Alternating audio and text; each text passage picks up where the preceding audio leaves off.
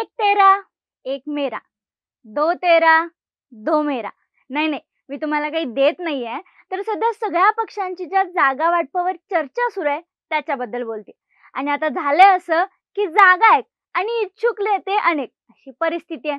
पण काही थोड्याफार जागांवरून युती आणि आघाडीमध्ये चलबिचल सुरू आहे आणि त्याच महत्त्वाच्या जागा गेम चेंजर ठरू शकतात. आता महाविकास आघाडीमधल्या त्या जागा कोणत्या, तो तिढा कधी सुटणार आहे, याबद्दलच आपण या व्हिडिओच्या माध्यमातून बोलणार आहोत.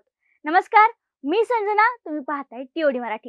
केंद्रीय निवडणूक आयोगाने लोकसभा निवडणुकीची घोषणा केली आहे. येत्या 16 जूनला लोकसभेचा कार्यकाळ संपणार आहे. निवडणुका तोंडावर आला तरी महाविकास आघाडीतील जागा वाटपाचा गुंता सुटत नाहीये. अशात काँग्रेस नेते व खासदार राहुल गांधी मुंबईत पोहोचतात. 17 मार्चला त्यांच्या भारत न्याय यात्रेचा समारोप होणार आहे. मुंबईच्या शिवाजी पार्क मैदानावर ते भारत न्याय यात्रेचा शेवट करतील. शिवसेना उभाटा नेते उद्धव ठाकरेही शिवाजी पार्कवर उपस्थित राहतील. या मैदानाची खासियत आहे शिवसेनेचा दसरा मेळावा. याच मैदानावरून ठाकरे पिता पुत्रांनी काँग्रेसवर टीकेच्या तोफा डागल्या होत्या. आता इथंच उद्धव ठाकरे काँग्रेसच्या राहुल गांधींचं कौतुक करताना दिसतील आणि हे दुर्दैव असल्याची टीका शिंदे गटाकडून होती. 17 मार्चला होणाऱ्या या सभेची जोरदार तयारी सुरू आहे. शिवाजी पार्कवर या सभेत मवियाचे सर्वच नेते उपस्थित राहणार आहेत.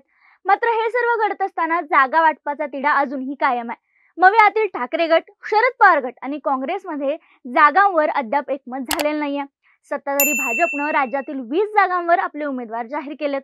मात्र महाविकास आघाडीने एकाही जागेवर उमेदवार जाहीर केलेला नाहीये. राज्यातील 48 जागांपैकी सर्व जागा निकालात निघाल्यात. मात्र 9 अशा जागा आहेत ज्यावर पेच कायम आहे. या जागांवर कोणतंही एकमत झालेलं नाहीये.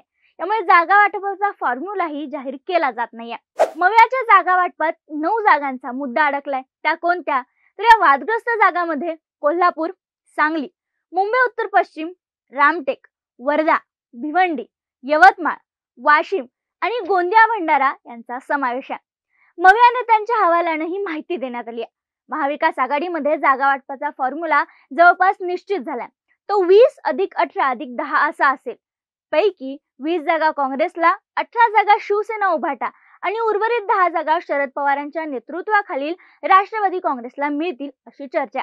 प्रकाश आंबेडकर यांच्या नेतृत्वाखालील वंचित बहुजन आघाडी व महादेव जानकर यांच्या नेतृत्वाखालील राष्ट्रीय समाज पक्ष यांच्याशी चर्चा सुरू आहे. त्यांना अनुक्रमे 4 आणि 1 जागा देण्याची ऑफर ठेवण्यात आली आहे. जागा वाटपाच्या दिरंगाईबाबत प्रकाश आंबेडकरांनी मल्लिकार्जुन खरगे यांना पत्रही लिहिलं होतं. आता यामधून मध्यम मार्ग शोधण्याचा प्रयत्न केला जातोय. राहुल गांधींची सभा 17 मार्चला पार पडेल. यानंतर देशभरातील इंडिया आघाडीचे नेते मुंबईत जमतील.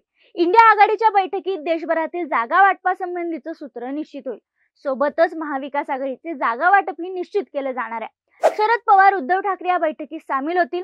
महाविकास आघाडीच्या जागा वाटपाशी संबंधित नेत्याकडून अजूनही अधिकृत माहिती समोर आलेली नाहीये. काँग्रेस आणि शिवसेना उभाटा त्यांच्या कोट्यातून प्रकाश आंबेडकरांना जागा देण्यास तयार आहेत. राष्ट्रवादी काँग्रेस महादेव जानकर यांना 1 जागा देणार आहे.